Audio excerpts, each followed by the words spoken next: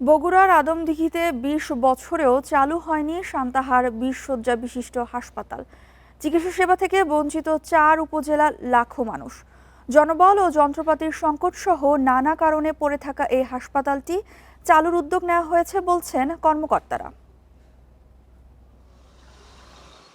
কম খরচে ও স্বল্প সময়ে বগুড়া আর নওগাঁর প্রায় ৪ লাখ মানুষের চিকিৎসা সেবা নিশ্চিত করতে ২০০৬ সালে সান্তাহারে ২০ শয্যার একটি হাসপাতাল উদ্বোধন করা হয়।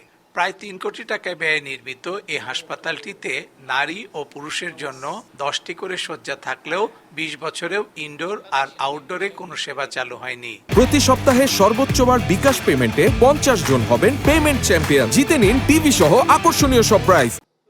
এখানকার মানুষ একদম চিকিৎসা সেবা থেকে আজ দীর্ঘদিন থেকে বঞ্চিত আছে। একমাত্র রেলওয়ে হাসপাতাল আজ থেকে 20 বছর আগে বন্ধ হয়ে গেছে। হাসপাতালটা অবহেলিত অবস্থায় বহুদিন থেকে রয়েছে, 6 সাল থেকে। এখানে প্রকৃতপক্ষে এলাকাবাসী এখানে কোনো ট্রিটমেন্ট সুভাবে পাচ্ছে না এবং তারা খুব কষ্টে আছে। এখন পর্যন্ত তারা সুচিকিৎসা তারা পাচ্ছে না। প্রতিদিন ডাক্তার আসে, 2-1টা ট্যাবলেট দিয়ে চলে যায়। হাসপাতালের যন্ত্রপাতি নষ্ট হওয়ার আশঙ্কায় বগুড়া মোহাম্মদ আলী হাসপাতালে পাঠানো হয়েছে। তবে হাসপাতালটি চালুর লক্ষ্যে প্রয়োজনীয় জনবল নিয়োগ এবং চিকিৎসা সরঞ্জাম সংগ্রহের উদ্যোগ নেওয়া হয়েছে জানিয়েছেন কর্মকর্তারা। সেখানে ইনডোরের ব্যবস্থা নেই।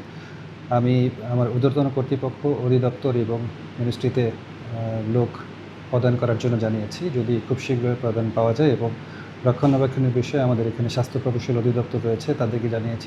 ২০ শয্যার এই হাসপাতালটি চালু না থাকায় বগুড়ার আদমদীঘি ও দুপচাচিয়া এবং নওগাঁর আত্রাই আর রানীনগর উপজেলার রোগীদের চিকিৎসার জন্য বগুড়া কিংবা রাজশাহীতে যেতে হচ্ছে।